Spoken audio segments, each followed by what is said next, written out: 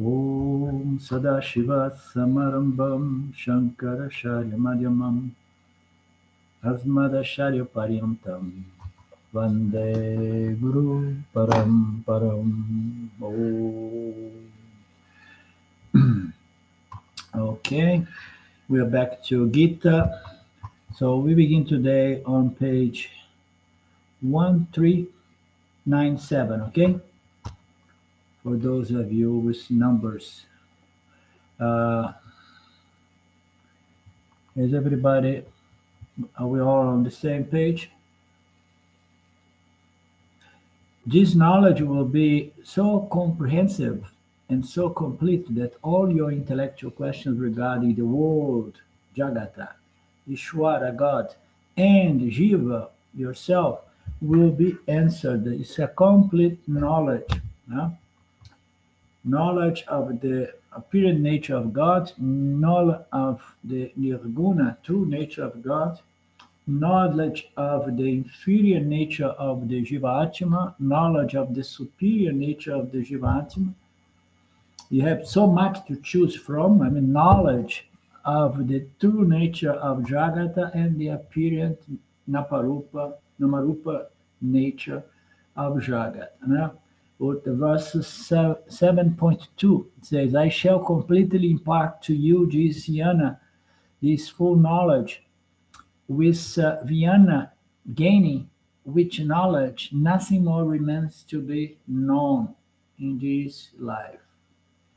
So most people cannot even conceive, and most people do not believe the promise presented by Lord Krishna and Vedanta, the Upanishads in general, no? The statements of Vedanta.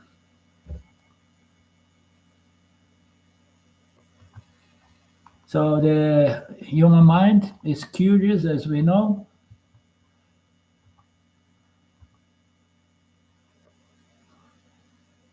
They want to understand what the heck they are doing in this crazy world. And then they want to know if there is really God or not, creator. And then if he becomes a religious person and he grows, he starts asking questions in regarding to the concepts presented by all religions, because they are not impeccably coherent, and that takes them to Vedanta, and slowly but surely into the nature of Nirguna God, which is the only nature that cannot be challenged by any logic. All knowledge in regards to Saguna nature of God, sooner or later, is going to prove a lot of inconsistencies and flaws, contradictions, as we have seen in the Mandukya Karika. So all those questions of, I mean, very rare someone uh, look at the world. Somebody looks at the world and say, I mean, I don't know why, but I'm not crazy for this world. I want to understand certain things. You know? And then that curiosity grows to become an incredible tendency to know, yeah, vasana of knowing knowledge. I want to understand things. And then sooner or later it comes to the point of wanting to know the true nature of reality. And then Vedanta will say, the true nature of reality is the true nature of God, which is your true nature as well. Okay? And then there we go in the path of self-inquiry, self-exploration, and self-knowledge, which frees the individual from emotional attachment to the body-mind and to everything else experienced through the body-mind.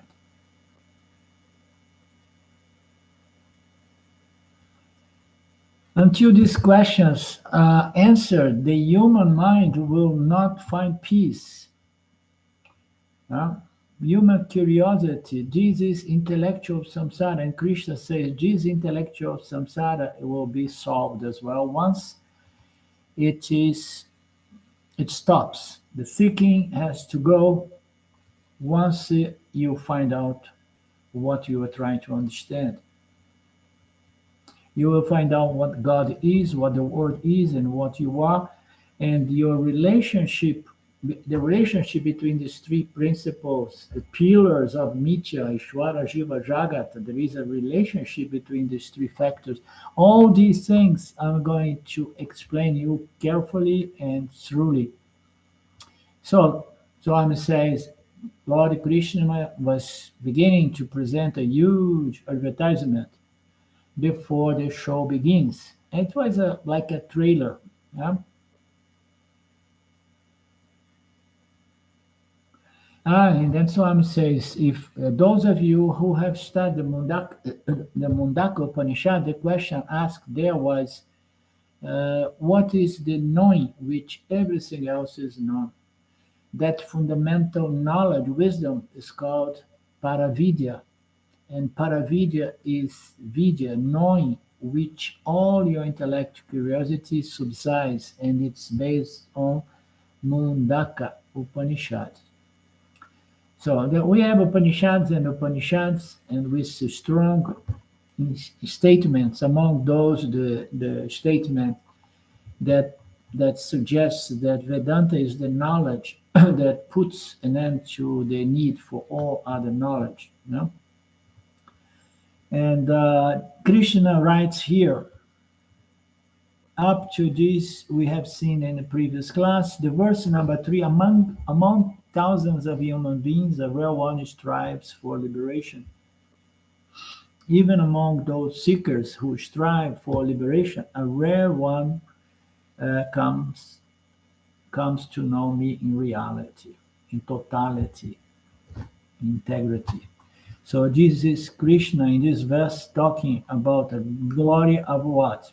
A glory of self-knowledge, you know, which is identical to Ishwara Yanam, Atma Yanam, Ishwara Yanam. The glory of the knowledge of God, both the knowledge of God in its inferior nature and in the higher true nature. Yeah? Saguna Nirguna nature. Ishwara is Svarupa. Brahman is Svarupa. And the knowledge is glorified in our scriptures in several ways. In this verse, Krishna says that this knowledge is extremely rare, so the glory of this knowledge is its rareness. Yeah? This is very nicely put. So, if something is extremely rare, as we know, you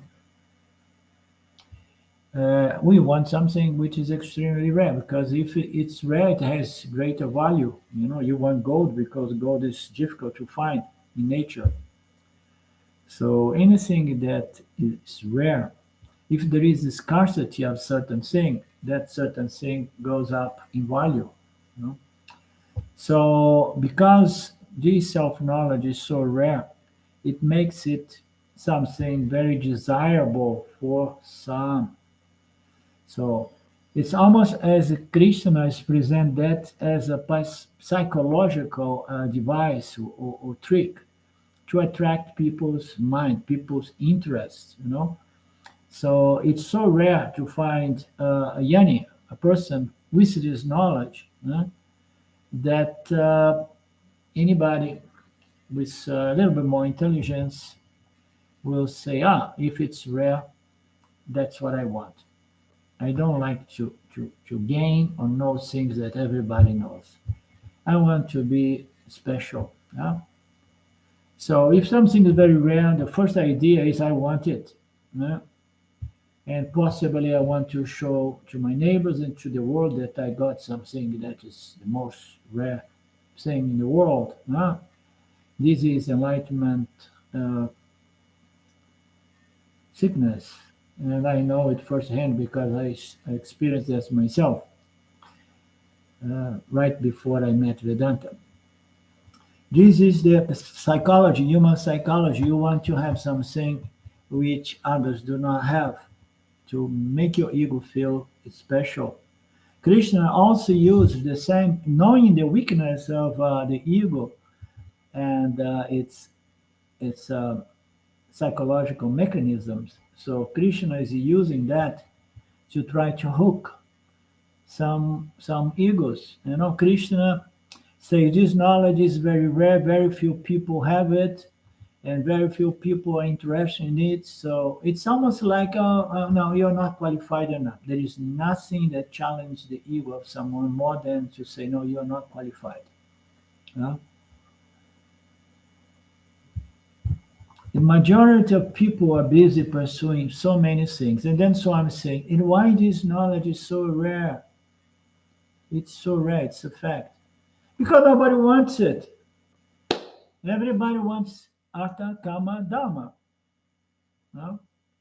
Everybody wants that to improve the body mind, to find a more punya in this life and in the afterlife, and developing a better, more balanced body mind, having everything on the material level, security, pleasures available.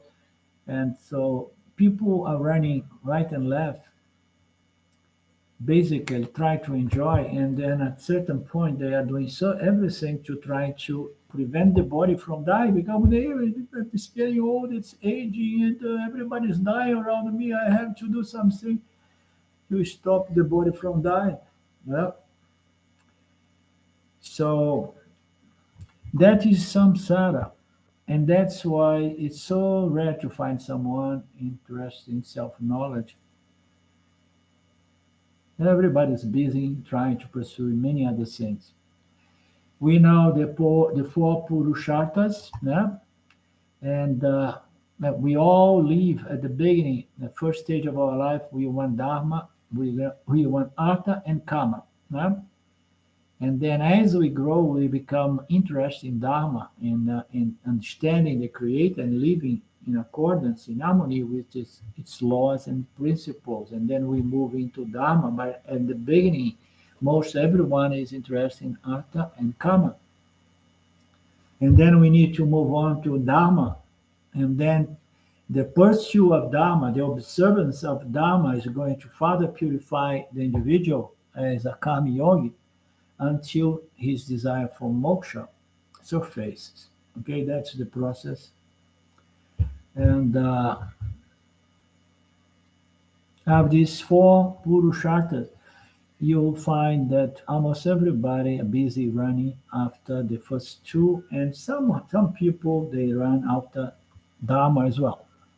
But very, very, very rare you find really interesting moksha, even in Vedanta circles, as you know, Lynn, and you know, Mark, and you know, Philippe. Even if you talk about moksha with these people, they will say that, okay, it's okay. I have already a intellectual understanding. I'm intelligent, and that will do. I'll say, no, but it's more than just theory. It's something that has to be applied to transform one's life. And most people will say, no, no, I already saw some of it, and I got the how you say, I got the feel to it. I got the concept. Or they say, no, no, I met a guy when he was very young, very intelligent guy, who told me, no, about 10, 15 years ago, I was giving some satsangs, or 12 years ago. I used to come to Brazil to give satsang before Vedanta, and this guy said, I really want enlightenment, but I'm young, and I want to enjoy life first. When I'm old, I'm going to go for enlightenment, and I'm going to get enlightened, because I'm very smart. So most people are so attracted to things of this world, apparent reality, that they rarely desire moksha. The desire for moksha is referred here as mokshika. It's very difficult to find someone who has mokshika, desire for moksha, or mumukshutva. And even a person, if a person develops the desire for moksha, which depends on self-knowledge, most of them do not know how to go about to attain this self-knowledge and moksha. They go in the spiritual circles around the world and they want to find a shortcut. They say, no, no, no, forget about studying the scripture with the help of a guru. No? I want a shortcut. And then they find their way into something in the lines of the direct path. And then they just fail so badly, you know. But most of them come to the point of deluding themselves to say, no, I got it. All there is to it, I got it already. I'm so smart. I don't need to go through the process. They don't even know how to attain this moksha, which Swami presents here as an inner freedom. What is this inner freedom? Please tell me, Lynn.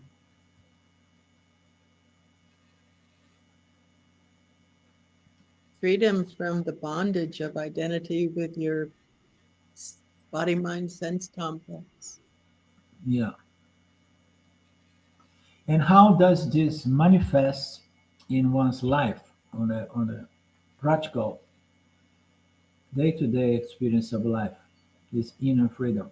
How it comes, how it manifests, how it expresses, what are the mechanisms?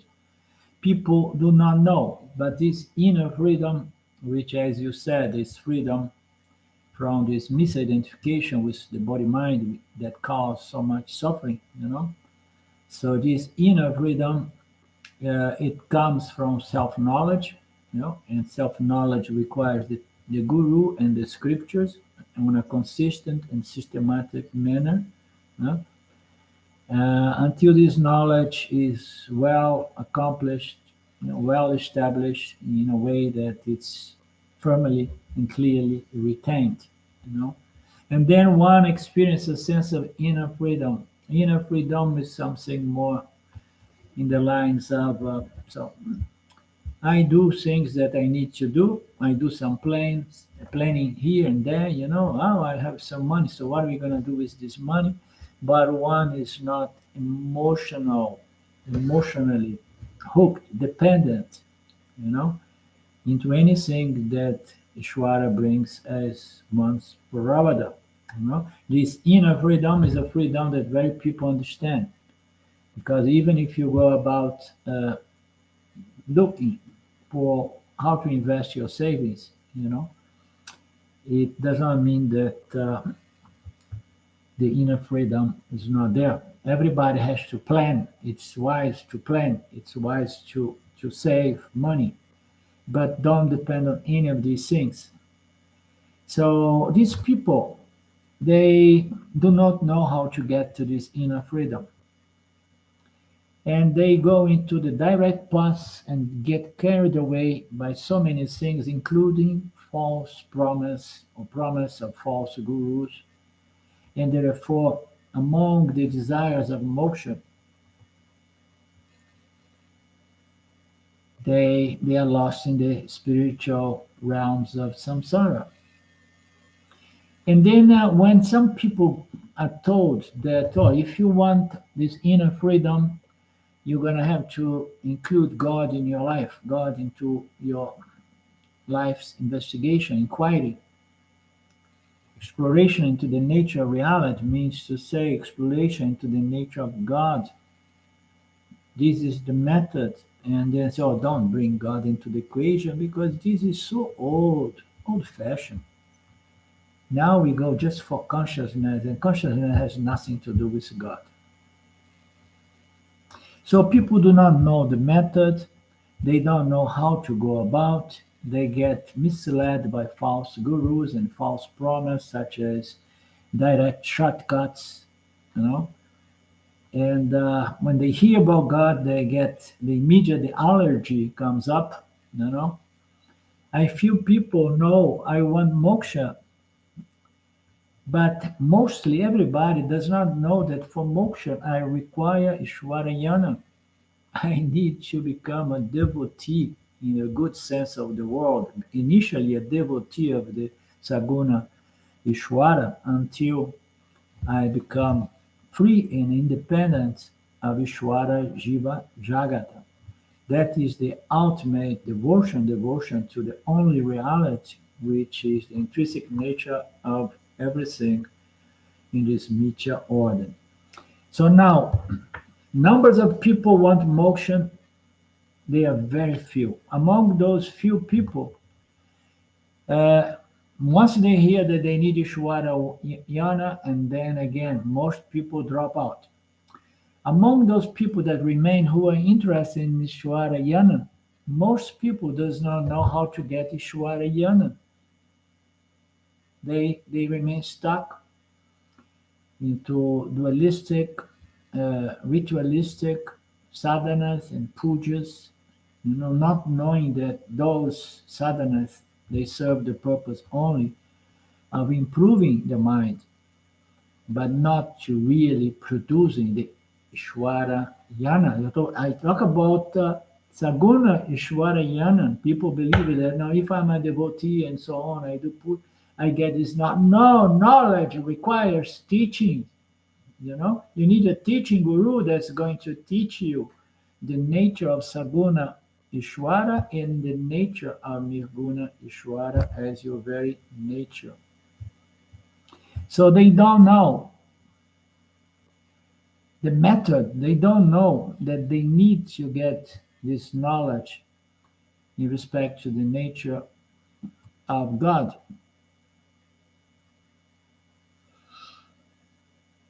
Therefore, they try all kinds of things for getting knowledge, not knowing that what is the method, the Vedantic method, the Vedic method is the only method for gaining Ishwara Yana, in both levels, Saguna and Nirguna Ishwara Yana.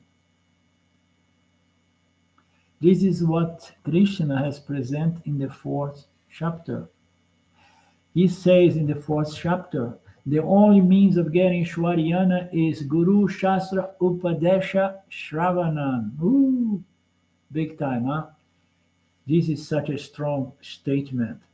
When I read this 2 days, 3 days ago, I translated it and I posted on my Brazilian group. They loved it because it's a reminder for people. There is only one way to get self-knowledge. You need to become a religious person, meaning to say you need to bring God into your life, and then you're going to get what? Knowledge. Knowledge comes by the removal of ignorance, and you require a teaching methodology, a system of knowledge that's going to reveal to you the nature of Saguna Ishwara and the nature of Nirguna Ishwara, which is the one who finally releases one from samsara. So we need the method, only method according to Krishna Guru is Shastra, Guru Shastra Upadesha Shravana.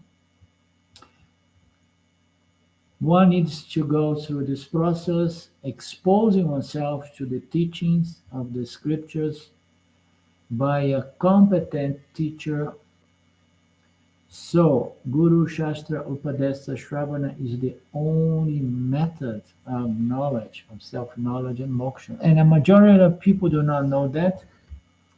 Only a very rare few people know this. And even when they know, a lot of the time the ego comes in between, and they don't like this saying scripture and guru coming in the same package. There are 5 billion people. Oh, this was long ago, huh, Swamiji? It was around 25 years ago. There are 5 billion people in the world. It has become 6, someone is telling me. Okay, yeah, 6 was closer to the point. Out of these 6 billion people, 4 billion are absolutely not interested in self-knowledge and moksha. Let's say that there is 1 billion, which I doubt.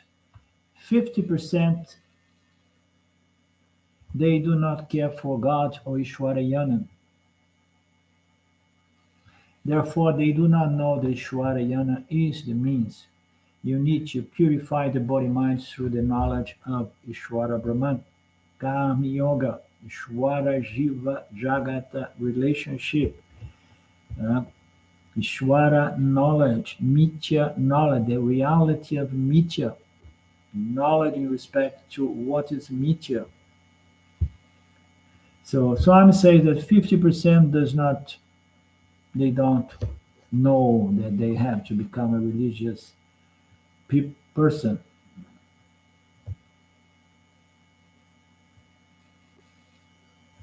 So let's say that there is only half who knows that they have to become a religious person, but they do not know that it has to go through a relationship with Guru and Shastra.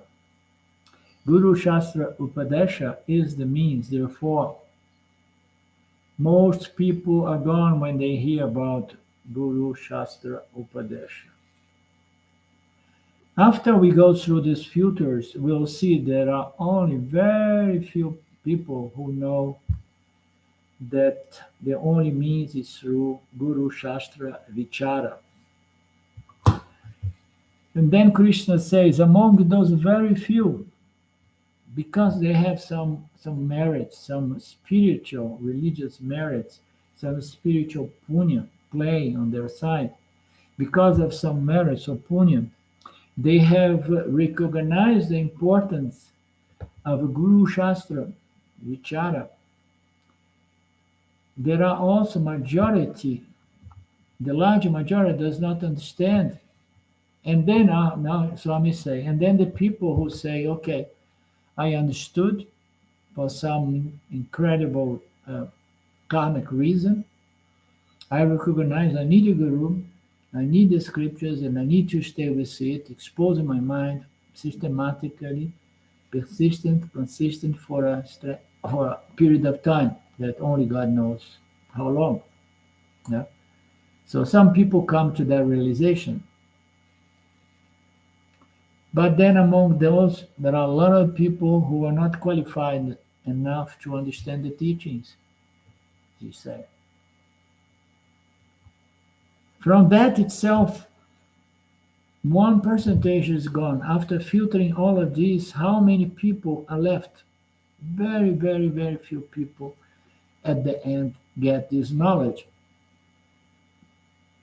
Therefore, this is the rarest form of wisdom. It's so rare.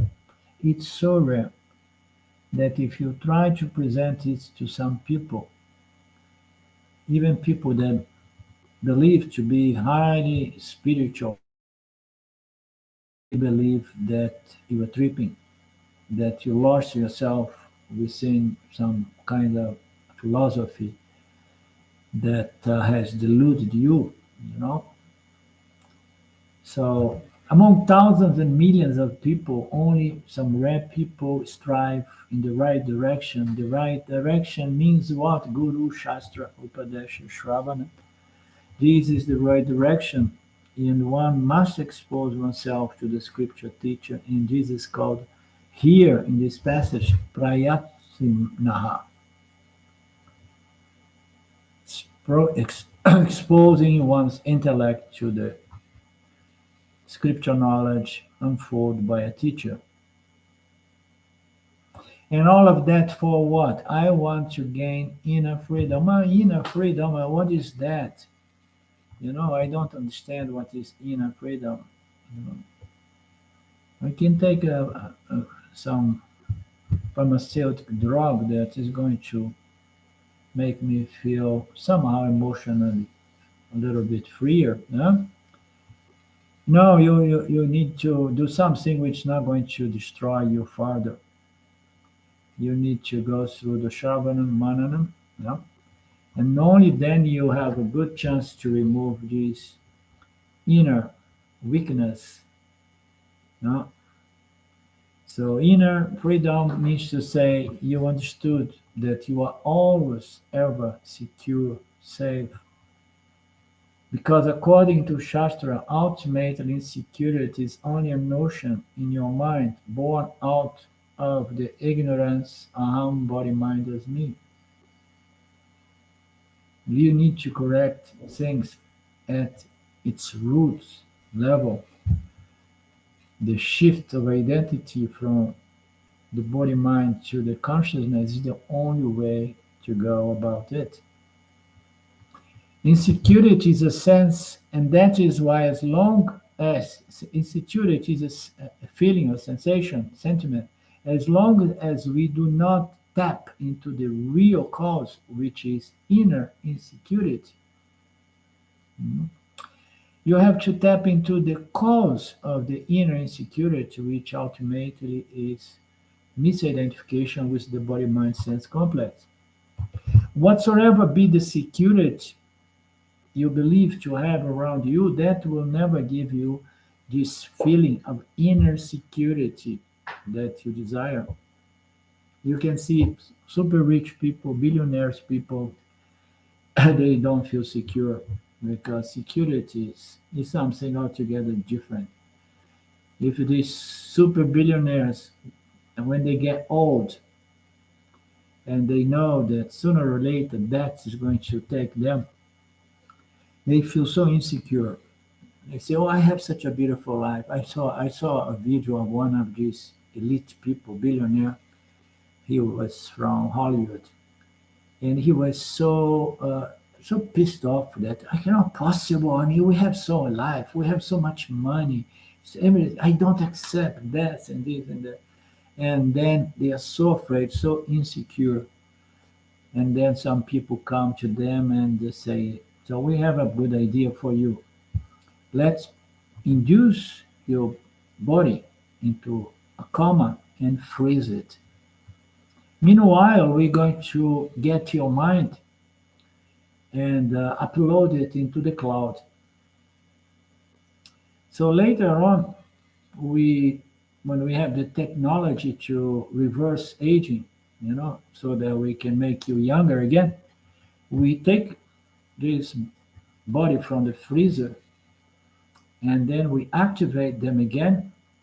We download your mind and we also download a lot of other programs to bring you up to date. Huh?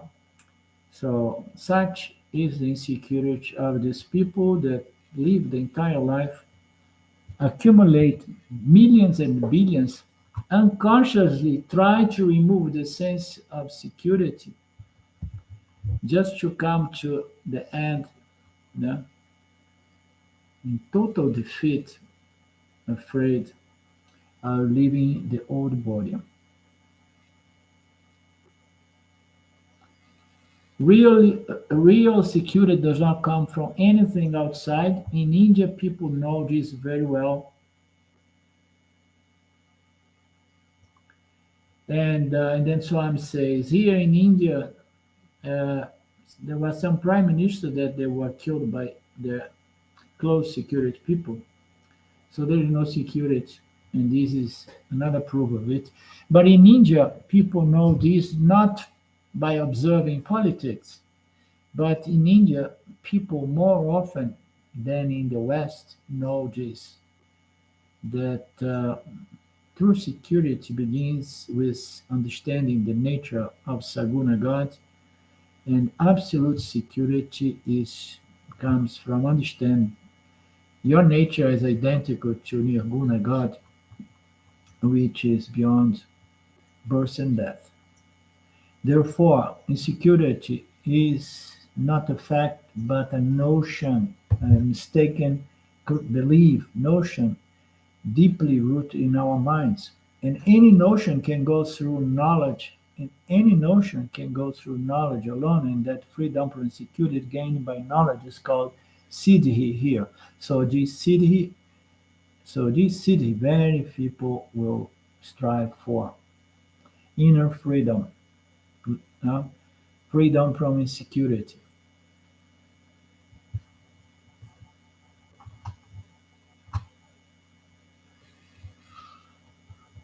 Okay.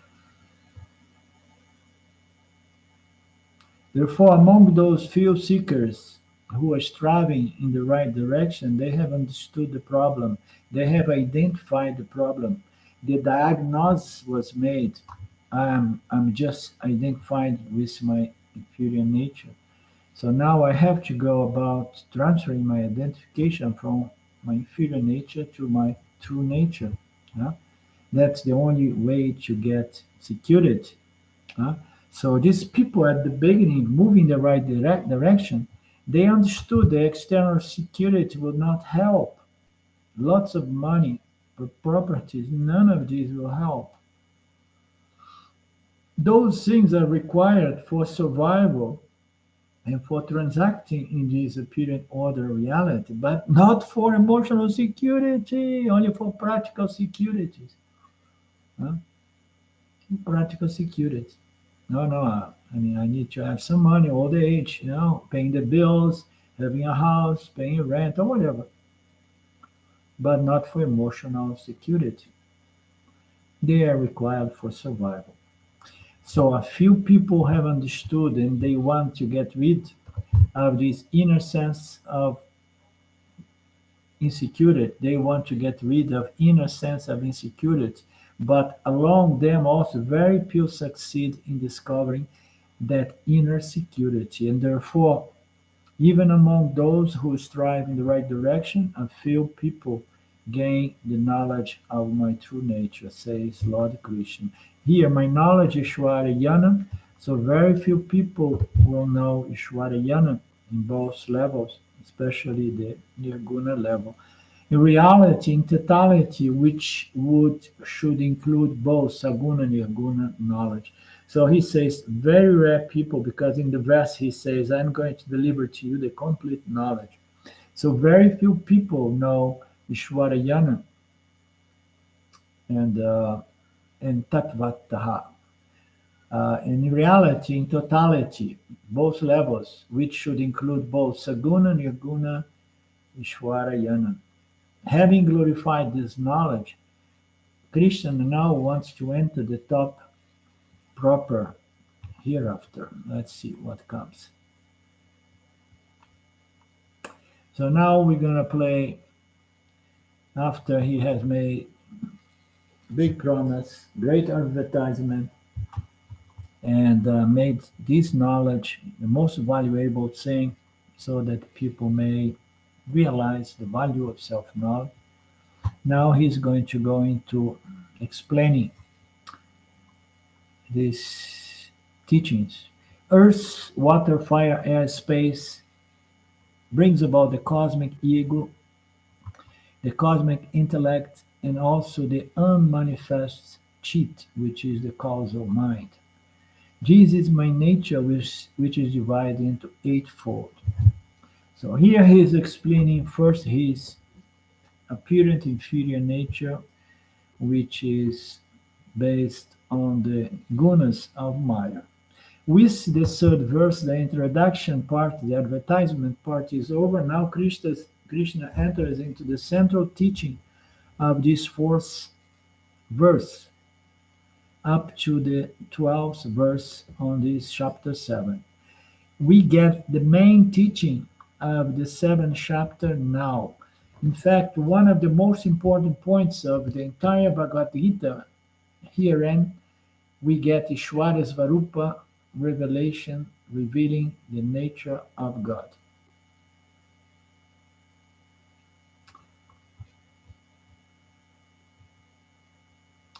Okay, Swami tells us that remember these teachings of the Gita. That's why the Gita was integrated into the body of knowledge of Vedanta. You should remember that these teachings of the Gita are based on the Upanishad teachings. Krishna does not add nothing, one single idea of his own. The whole teaching is borrowed from Upanishads alone. That's why we should remember there is Krishna philosophy. There is no Krishna personal philosophy in it. There is only Upanishadic teachings, which is giving a further revival by Lord Krishna. And therefore, they understand To understand this verse, you should keep some of the essential teachings of the Upanishad in mind for those of us who have been dipping into the waters of the Upanishads. With the Upanishad background, you can understand these verses, and therefore I will just give you a view of the teachings. All the Upanishads define God as Jagata Karana, so it is the cause of this apparent cosmos. So there is a cause for that, and we say that God or Ishvara is the cause. Ishvara is the cause of the universe. Ishvara is defined as Jagata Karana, the cause of the universe. And once you talk about the cause of something, you should know that everything has got twofold cause. Any creation requires twofold cause, as we know, material cause, intelligent cause.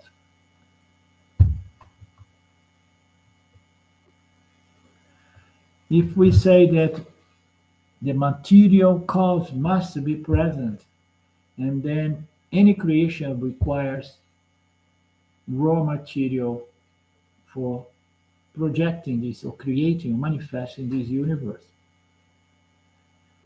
Now we have the material cause, which is called upadana karana, material cause. The second thing, as we know, the raw material itself does not change itself into anything. Wood by itself does not become a wooden table. So you require something else. You require the know-how. No? I bring the raw material like wood, and then I need the know-how on how to convert this block of wood into a table, wooden table. So after a few hours, I assemble those pieces into a table. It happens wonderfully. Similarly, even for cooking, not that you buy all the raw materials and keep it in the kitchen. By evening before you come to the class, you keep everything. Okay, he's just playing around. He's already 25 years ago. He was already praising the microwaves and the freezers and the fridge that allows people to get fast food. Unfortunately, raw material by itself becomes the product. You require intelligence principle, which is responsible for the conversion of the raw material into the final product.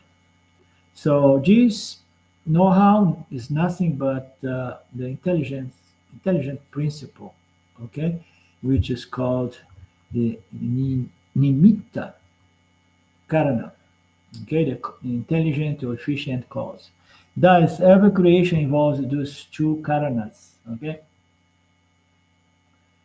And Swami goes about presenting more examples like clothes, the threads that brings about the clothes, and then the clothes, the cotton brings about the clothes. But you need to know what you're doing. Now, the Upanishads point out that the Lord is the cause of the universe, and therefore the creation came into being. This Lord, which is the cause of the creation, was or who was the creation Lord, was existent.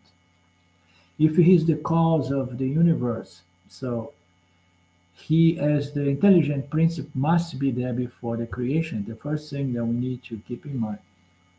If he's the cause, so let's say that he had to import the raw material from another universe, but from another creation. But if he was there before this creation, you know, it means to say, if he's the creator, he should be there before they import all the material. Huh? This Lord, which the cause of the creation, or who was the creation alone, was already existent. So before the creation, there was the Lord alone. Now, the intelligent cause, so far people understand, yes, it's an intelligent cause, the supreme knowledge, the omniscience of God. No? So only God was there before. And when we say the creation, it includes also time and space, because time and space are also integral parts of the creation. So this creation requires space.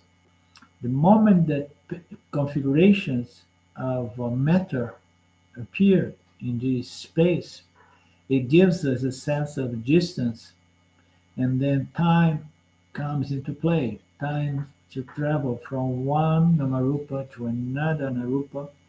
Therefore, the whole creation, along with time, with space, comes about.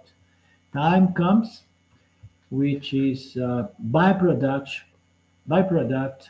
of jiva, intelligent organisms experience these namarupas within the space, getting the sense that there is something such as time.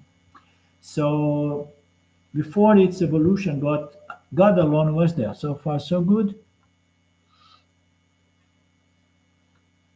So, but now we have a problem.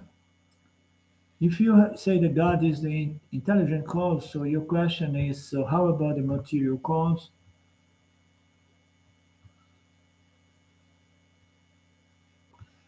It says that God alone was there before. It has the know-how, it has the intelligence, and if God alone was there, it means to say there was no raw material, there was no other universe or other creation to import the raw materials from. Therefore, God, the scriptures say that God is also the material cause. God appears to both the intelligent and material cause of creation. From the standpoint of the intelligent cause, we say God created the universe. From the standpoint of the material cause, we say God evolved into this universe. As we know, at the very, very end, we're going to retract this kind of statement, because as we know, there is no question of transformation in the true nature of God. But there is a question of transformation or evolution of the gunas according to the way this intelligent cause plays around with these gunas and the subtle elements which he brings in this verse. Huh? So we say God evolved into the universe as in the intelligent cause, God is the creator, and as the material cause, God himself has evolved to become the creation. And then the next question is, will be how can I accept it? It looks like a cook and bull story. I don't know this analogy. Being must know maybe. I don't know the origin of that story, but it just means that the whole thing is bunk. Whole thing what? Bunk, Bunk. ridiculous. Yeah. Ah, okay.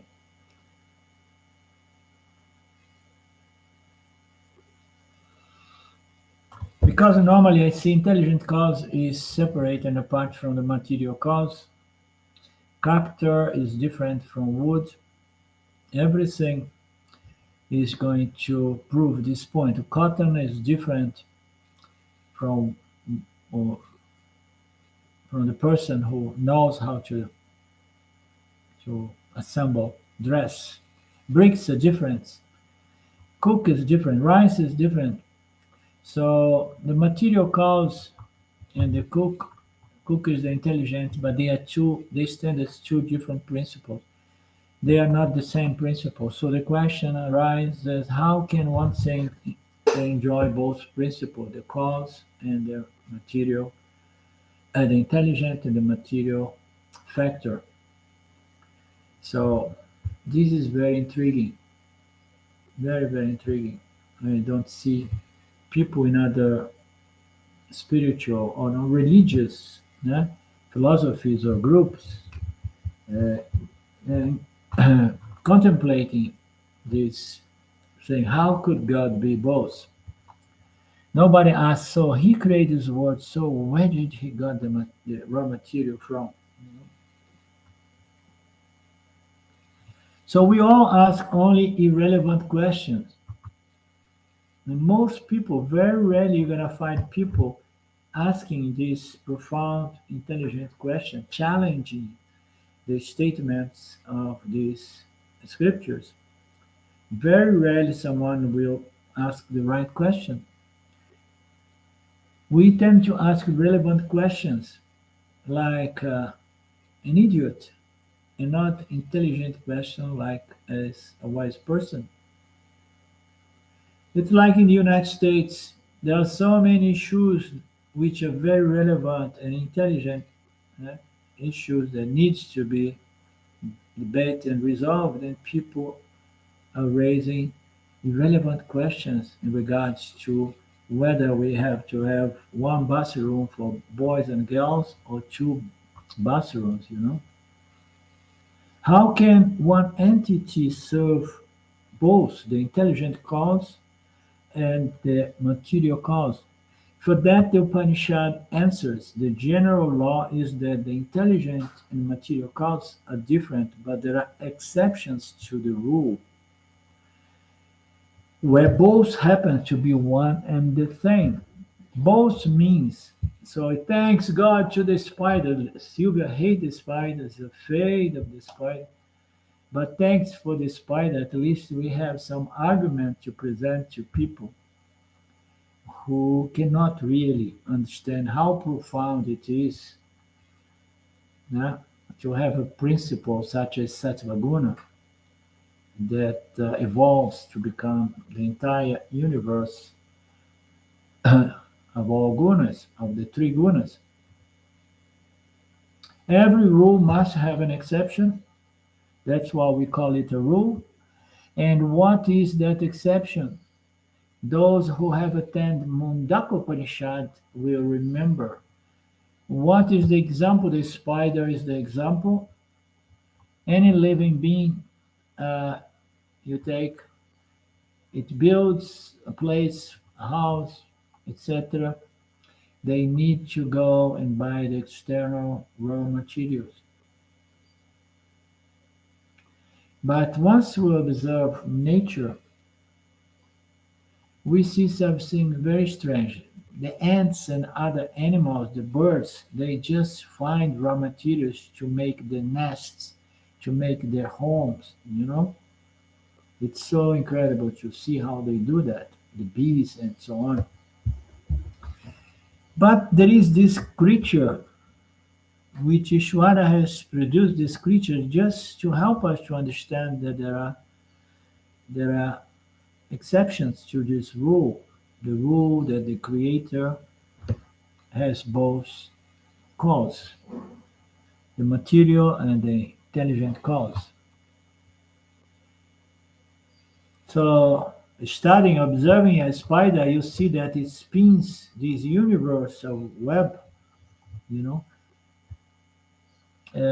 in a unique kind of creation. We look around so far, I think maybe, I don't know, it seems that this is one exception, or one of those rare uh, examples of another creature who can produce uh, something out of itself.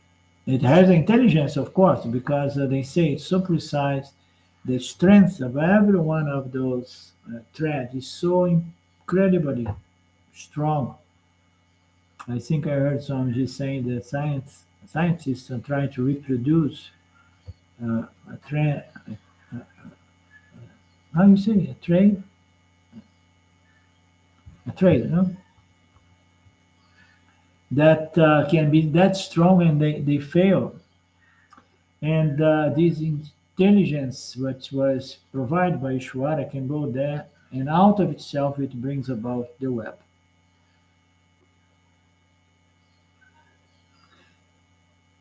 It is a unique creation. So much research are here. He's going to say much research is going into this because scientists find that it is the lightest material but most resistant and strong. They want to create something, they want to create bullet vests out of a certain a light material because these poor people we see sometimes in some movies, they don't like to use the vests because it's so heavy. Scientists is trying to create something light, but in spite of so much research, they fail. It's a wonder. Now, when the spider wants to spin the web, where does it find the raw material? Where does it find it has got the material within itself? And therefore, we can say spider is not only intelligent cause, but the material cause of its creation. Such a case is called Abhina Ninitya, Ninita, Nimita, Upadana Karana, the cause of the both cause, material, intelligent. It's a technical word, Abhina Ninita Upadana Karana, means a condition in which one cause happens to be both the intelligent and material cause. And the Lord is both the intelligent and the material cause of this wonderful creation. And now the question is, what is the nature of such a God?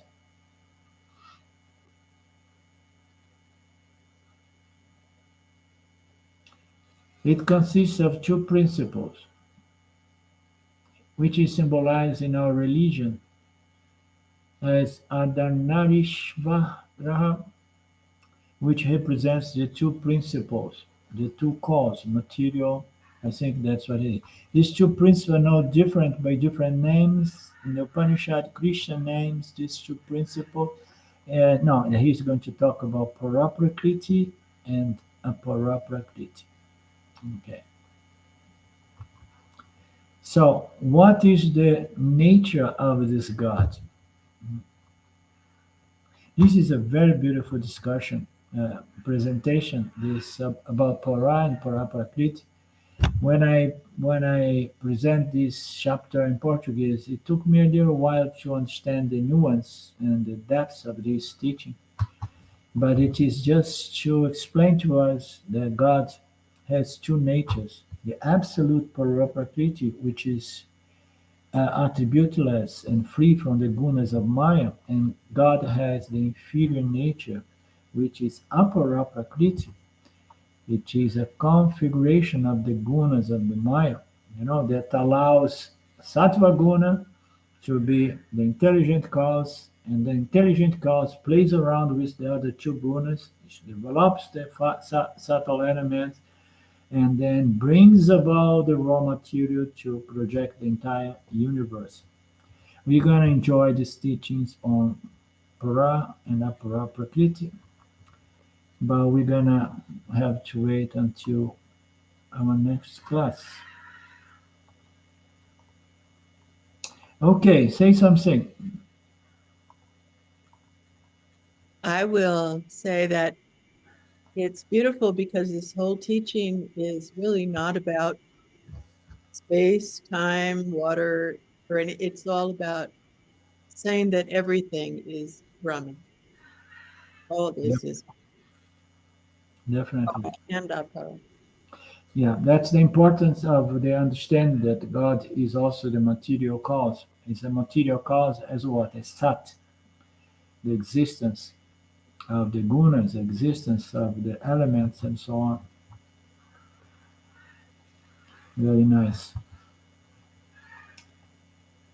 Okay, anything else?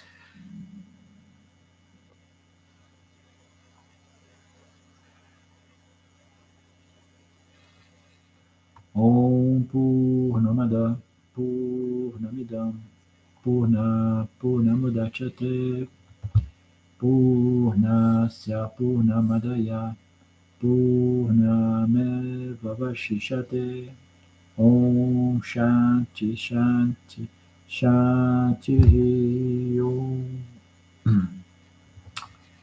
Okie dokie.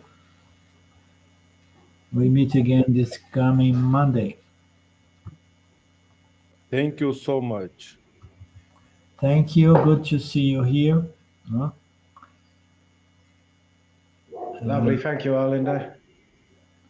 Thank you, Mark. Thank you. We'll meet again soon. Bye bye. See you next week. Bye now. Namaste.